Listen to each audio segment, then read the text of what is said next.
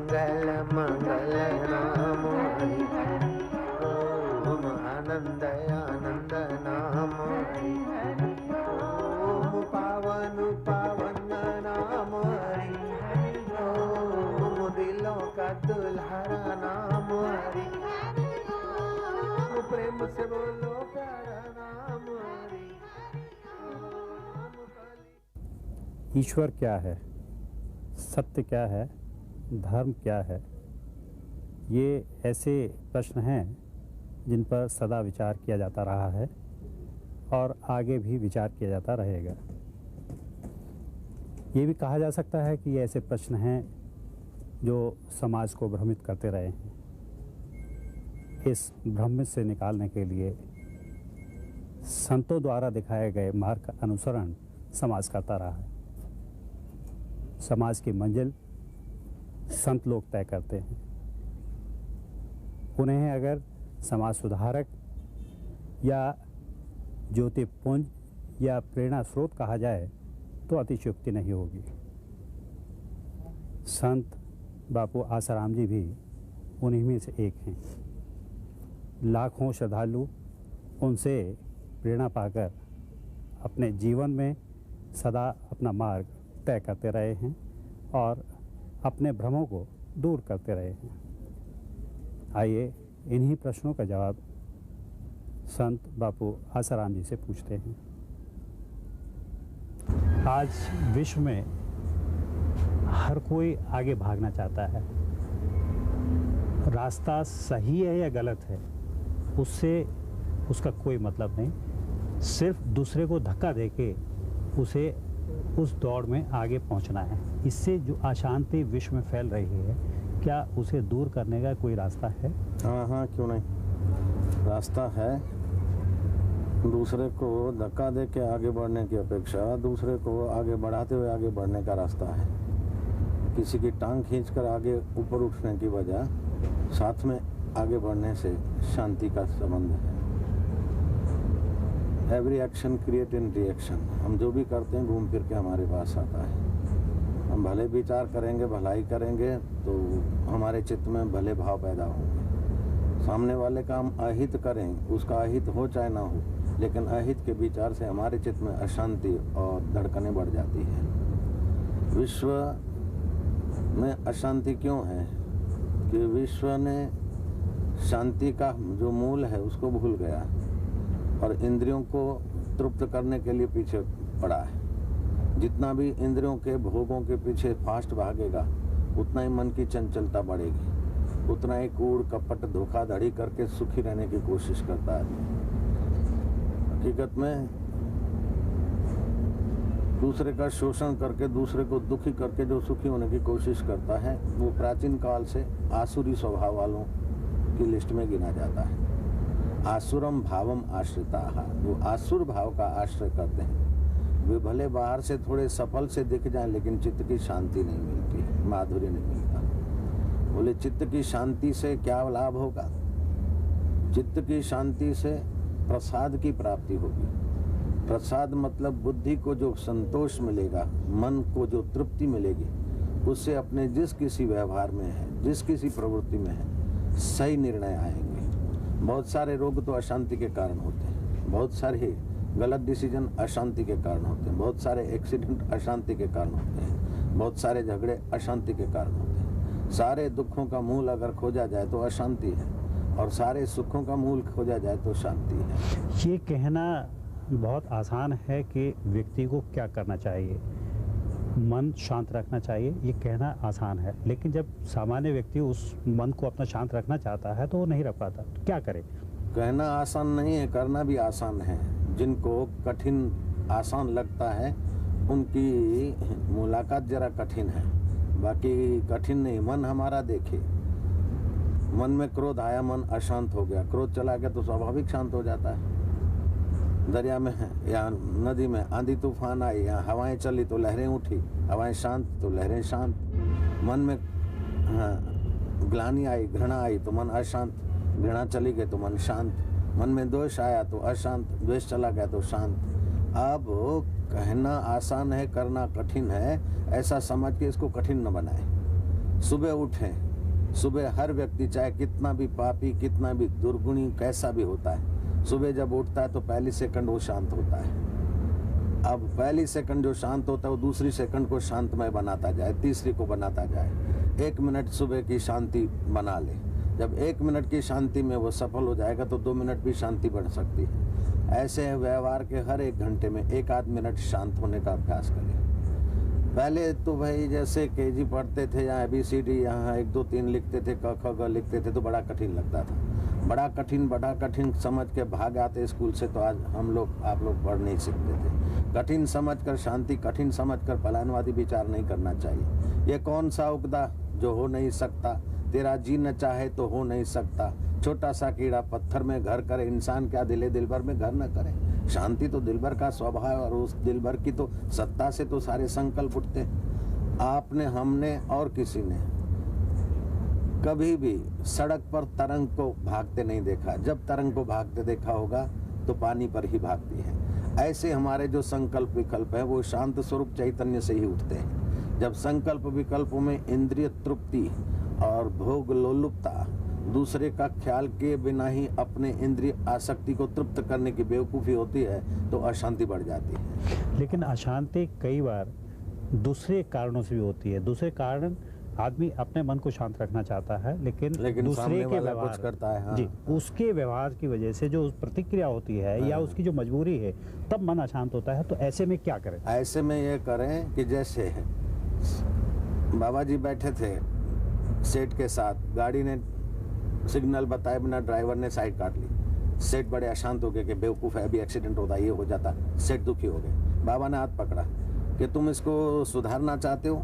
नौकर को डांटने जा रहे थे सेठ, तुम उनको सुधारने जाते हो, लेकिन अपने हृदय को बिगाड़ के उनको सुधारोगे तो उस पर असर नहीं होगी। आप सावधान रहिए। गलती तो वो करे और सजा आप भोग रहे हैं। आप सोचिए कि उसकी जगह पर मैं होता और मेरी बुद्धि ऐसी होती तो मैं भी ऐसे ही करता। आप अपने चित्त का बैलेंस विचार से, थोड़ा साधन भजन से अभ्यस्त होकर अपने चित्त का बैलेंस बनाए रखिए। दूसरा, अशांति का एक कारण और भी है। जो लोग जल्दी जल्दी भोजन करते हैं वे क्रुद्ध हो जाते हैं जरा बात में। संत महापुरुषों को भी देखा गया है, वो क्रुद्ध होते हैं, लेकिन जिन्होंने इस टेक्निक को पाया है, शांति को पाया है, उन्हें क्रुद्ध होते हुए देखते हैं, फिर भी उनके चित्त में वो क्रोध की अग्नि नहीं होती है, क्षोभ होता है। क्षोभ में और क्रोध में फर्क है।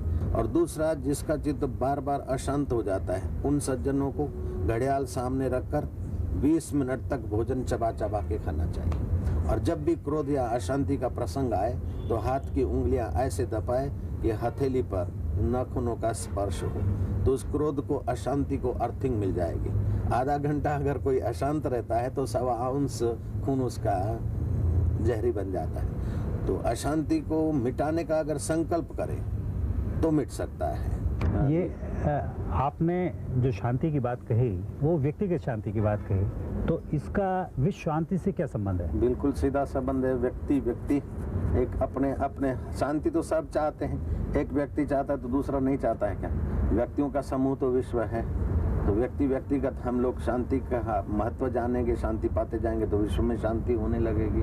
अच्छा, एक व्यक्ति शांति पाता है, जैसे एक आदमी सिगरेट पीता है तो उसका निकोटिन पॉइजन 6 आदमियों को इम्प्रेस कर देता है। ऐसे एक आदमी सचमुच में शांति के रास्ते चलता है तो उसके आसपास में भी उसके व्यवसाय काम करेंगे, और जो अच्छी चीज़ होती है धीरे धीरे सब अपनाने लगते हैं। अब अच्छी चीज़ होते हुए भी नहीं अपनाते हैं तो युग का थोड़ा प्रभाव है, थोड़ा इंद्रिय लोलुपता है, थोड़ा संयम बिना का दिनचर्या है। साइकिल दूर से आ रही थी, सिपाही ने विसल मारी कि बिना बत्ती के रोक, मैं चालन करूंगा।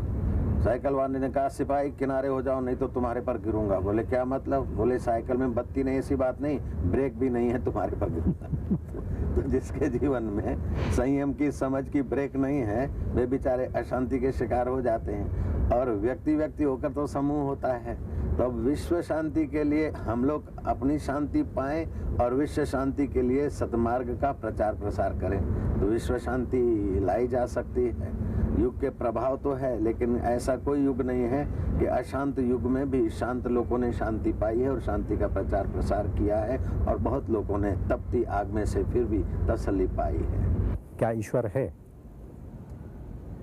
ईश्वर यदि है तो उसे कैसे सिद्ध करेंगे? आइंस्टाइन और गांधी जी 1931 में गोलमेज कार्यक्रम में मिले थे। आइंस्टाइन ने कहा कि हमने अणु परमाणु कर दिया, फिर भी उसमें सत्ता, स्फूर्ति, चेतना लगती है, कुछ है। जहां हमारी मति रुक जाती है फिर भी कुछ है। गांधी जी ने कहा, मिस्टर आइंस्टाइन, मैं तो ये बात भी मानने को तैयार हूँ कि तुम नहीं हो, मैं नहीं हूँ, लेकिन रोम रोम में जो चैतन्य रम रहा है वही ईश्वर है। गॉडवादी उसे गॉड कह दें, ईश्वरवादी उन्हें ईश्वर कह दें, अल्लाहवादी उसे अल्लाह कह दें, लेकिन परम सत्ता तो है जो ज्ञान स्वरूप है। बोले सृष्टि तो प्रकृति ने बनाई, गर्मी और गति से संसार चलता है। घड़ियाल में सेल रख दिया, गति हो रही है, और अलार्म भी बजता है, लेकिन अलार्म बजता है, गर्मी गति से संसार नहीं चल सकता है। संसार का सुनियोजित जो व्यवहार है वो बिना चेतन के नहीं चल सकता है। घड़ी बनाने वाला कोई चेतन है और घड़ी को सेट करने वाला कोई चेतन है। ऐसे ग्रह, नक्षत्र और जो वातावरण सेटिंग से चल रहा है, जरूर कोई ज्ञान का भंडार स्वरूप है, वही ईश्वर है। और प्राणी मात्र के अंतःकरण अवच्छिन्न चैतन्य रूप से बैठा है। सूक्ष्म से सूक्ष्म मच्छर को ले लो, उसको भी थोड़ी अकल है कि कहाँ बोरिंग करना, तो मानना पड़ेगा ये ज्ञान स्वरूप ईश्वर सर्वव्यापी है, सर्वत्र है। और ईश्वर के अस्तित्व का अकाट्य प्रमाण है कि मैं हूँ, ये नहीं है, वो नहीं है, लेकिन मैं तो हूँ। जो मैं हूँ जहाँ से उठता है वही चैतन्य है, वही ईश्वर है। और वो ईश्वर जब रूप विशेष लेकर अवतरित होता है तो उसे साकार ब्रह्म कहते हैं, और नहीं तो वो निराकार ब्रह्म है। जैसे सूर्य के किरण सामान्य रूप से सूर्य का प्रकाश सर्वत्र है, लेकिन आईना लेकर रिफ्लेक्स करते तो दीवार को दो प्रकाश प्रकाशित होते। ऐसे सामान्य सत्ता रूप ईश्वर है, लेकिन जहाँ जहाँ अंतःकरण है वहाँ ईश्वर का ज्ञान, ईश्वर का आनंद, ईश्वर की चेष्टा दिखाई देती है, ईश्वर की चेतना। ईश्वर से जुड़ा हुआ एक और प्रश्न है जी, धर्म। धर्म क्या है और धर्म का और ईश्वर का क्या संबंध है, और इन दोनों का मनुष्य से और विश्व से क्या संबंध है? बढ़िया सवाल। धर्म क्या है? इंद्रियों के बेकाबू होने से मनुष्य नर पशु की नाई जीवन गुजारता है। धर्म उसे संयत करता है। शास्त्र, शस्नातिथि शास्त्र, जो हमारे मन इंद्रियों को अनुशासित करके पतन से बचाए। तो धर्म हमारे भोग को नियंत्रित करता है, हमारी ऊर्जा को, बिखरती हुई ऊर्जा को नियंत्रित करके सही रास्ते लगाता है। और सही रास्ता ये है कि मुक्ति, शाश्वत आनंद, शाश्वत जीवन। जो शाश्वत आनंद है, जीवन है, वो ईश्वर है, और ईश्वर से जोड़ने वाला धर्म है। संयमी बनाकर, अंतःकरण को शुद्ध करके, चित्त को एकाग्र करके, परब्रह्म परमात्मा को पाए हुए महापुरुषों को झेलने की, समझने की क्षमताओं का विकास करने वाला जो व्यवस्था है उसे धर्म कहते हैं। एक ऐसा ही प्रश्न है कि सच्चा सुख और सच्चा सत्य क्या है? सच्चा सुख वस्तु, इंद्रिय और मन की वृत्ति से जो सुखाभास होता है उसे मिथ्या सुख बोलते हैं। वस्तु, इंद्रिय और मन के रह न होने पर भी, मन के दौड़ धूप या मन उन विषयों को न भोगते हुए भी जो परम शांत स्वरूप आत्मा में विश्रांति पाता है उसे सच्चा सुख बोलते हैं। सत्य एक होता है, उसको कहा आद सत्य, जुगात सत्य, है भी सत्य। एक होता है सत्य, दूसरा होता है सत्य। 2 और 2 4 सत्य है, ये सामाजिक सत्य है, लेकिन सत्य 2 और 4 का साक्षी है। मैं दुखी हूँ, मुझे जंतु ने काटा है, मैं पीड़ित हो रहा हूँ, दुखी हूँ, ये व्यवहार काल में सत्य है। लेकिन जहाँ से मैं पना उठता है वहाँ ये दुख नहीं पहुँच सकता है। ये दुख इंद्रियों को होता है, मन को होता है, शरीर को होता है, मुझ चैतन्य में नहीं आता है। जहाँ दुख की पहुँच नहीं और सुख का आकर्षण नहीं, वो सत्य है। और जो दुख सुख में इम्प्रेस होता है वो सामाजिक सत्य माना जाता है। तो एक होता है व्यवहारिक सत्य, प्रकृति की वस्तुओं को मैं मेरा मानकर सुखी दुखी होना, ये व्यवहारिक सत्य है। लेकिन इन सब को मिथ्या और परिवर्तित समझकर अपने साक्षी स्वरूप में जग जाना, ये परमार्थिक सत्य है। इन सब बातों से मैं ये समझ पाया कि संसार को, व्यक्तियों को, लोगों को सब कुछ त्याग कर शांति के लिए सब कुछ छोड़ देना चाहिए। नहीं नहीं नहीं नहीं, नहीं। सब कुछ त्यागना या सब कुछ छोड़ना नहीं है। अपितु सब कुछ में जो सत्य बुद्धि की बेवकूफी घुसी है, वो सब कुछ जो दिखता है वो परिवर्तनशील है, लेकिन जिससे दिखता है वो सत्य है। तो सत्य को प्रेम करे और सत्य के नाते सब कुछ का सदुपयोग करे। सदुपयोग नहीं करेगा और सब कुछ छोड़ेगा तो सब कुछ कितना छोड़ेगा? शरीर को तो नहीं छोड़ सकता है, और शरीर है तो फिर सब कुछ चाहिए, खाने को, पीने को, रहने को, देने को। लेकिन जो आसक्ति है, अज्ञानेन आवृतम ज्ञानम तेन मोहयन्ति जन्तवः, अज्ञान से ज्ञान आवृत हो गया इसलिए हम लोग मोहित हो जाते हैं, उल्टे ज्ञान को सच्चा मान लेते हैं। है तो बदलने वाला लेकिन उसको चिपकाए रखते हैं। बचपन को कितना भी संभालो चला गया, जवानी को कितना भी थामो चला गया, फिर बुढ़ापा आया कितना भी सुरक्षित रहो चला जाए। जो चला जाने वाला है उसका सदुपयोग करे, उसका बहुजन हिताय बहुजन सुखाय व्यवहार करने से अशांति मिटेगी, शांति आएगी। और सत्य में प्रवृत्ति कर ले कि भाई दुख आया और चला गया लेकिन कोई देखने वाला तो है, सुख आया और चला गया कोई देखने वाला तो है। जो देखने वाला है वो कौन है, वो कौन है, ऐसा अपने को प्रश्न करे रात को सोते समय और सुबह उठते समय। तो वो कौन है, वो अपने आप कृपा करके प्रकट होने के द्वार खोल देगा। यदि सब कुछ तय है, जैसे कहा जाता है कि ईश्वर ने या ईश्वर की मर्जी के बगैर पत्ता भी नहीं हिल सकता और सब कुछ भाग्य में लिखा है, तो फिर कर्म करने की आवश्यकता क्यों है? ईश्वर की सत्ता के बिना पत्ता भी नहीं हिलता। ये बात जितनी सत्य है उतनी वो बात भी सत्य है कि तुम्हारे किए बिना कुछ नहीं होगा। जैसे सारे इंस्ट्रूमेंट लगे हैं भिन्न भिन्न बिजली के, अब बिजली की सत्ता के बिना इंस्ट्रूमेंट कोई हिलेगा नहीं, तो क्या करे? बिजली अपने आप इंस्ट्रूमेंट चलाएगी? बिजली तो सत्ता मात्र देती है, ऐसे ईश्वर सत्ता मात्र देता है। और सत्ता देता है, उस सत्ता का आप सही यूटिलाइज करो या गलत से यूटिलाइज करो वो आप पर निर्भर है। ईश्वर सत्ता मात्र है और जल में, तेज में, वायु में, आकाश में उसकी सत्ता व्याप्त है। उसकी सत्ता व्याप्त है। जैसे सूर्य के सत्ता बिना कोई पेड़ पौधा नहीं हो सकता है, तो क्या हम चुप बैठे रहे तो हमारा बगीचा तो नहीं बन जाएगा? तो जंगल को काटना है तभी भी हमें पुरुषार्थ करना है, बगीचा लगाना है तभी भी हमें पुरुषार्थ करना है। सत्ता तो सूर्य की है लेकिन उसका हम उपयोग करके अपने जीवन को निखारें, वो तो हमारे हाथ की बात है। तो क्या भाग्य नहीं है? भाग्य है। और यदि भाग्य है तो जब भाग्य में मिलना है तो फिर हम वो सब क्यों करें? देखिए जी, आज का पुरुषार्थ कल का भाग्य है। भाग्य भी 3 प्रकार का माना है वेदांत में। एक मंद प्रारब्ध, दूसरा तीव्र प्रारब्ध, तीसरा तर तीव्र प्रारब्ध। पूर्व काल में मैंने कोई गलती की है, कोई पाप किया है, नॉर्मल पाप किया है, मीडियम पाप किया कि बड़ा पाप किया है, अथवा पूर्व काल में मैंने पुण्य भी ऐसा किया, साधारण, मध्यम या उत्तम। तो पूर्व काल का अगर उत्तम मैंने तीव्र पुण्य किया है तो मुझे सुख सुविधाएं मिलेगी। अब सुख सुविधाएं तो प्रारब्ध वेग से मिली, थोड़ा सा आयास किया और मिली, लेकिन मेरा पूर्व का नहीं है तो मेरे जितना पुरुषार्थ दूसरे लोग करते तो उनको नहीं मिलता, मेरे को आसानी से मिलता है। अब मैं उसमें आसक्त हो जाऊं या उसका उपयोग अपने लिए, बहुतों के लिए करूं, उसमें मैं स्वतंत्र। आपसे प्रेरणा पाकर लाखों श्रद्धालु अपने जीवन में ज्योति जलाकर अपने जीवन को सफल बना रहे हैं। आपके अपने जीवन का क्या प्रेरक प्रसंग है जो उनके जीवन की जो ज्योति है वो और ज़्यादा प्रज्वलित हो और उनके जीवन का मार्ग और ज़्यादा खुले, साफ हो? प्रेरक प्रसंग तो बहुत सारे हैं, एक छोटा सा कह देता हूँ खुले आम में। तो कि रात्रि को सोते समय हम कभी चिंता लेके, थकान लेकर नहीं सोते हैं। जो दिन भर हुआ, जिसकी सत्ता से हुआ उसको अर्पण।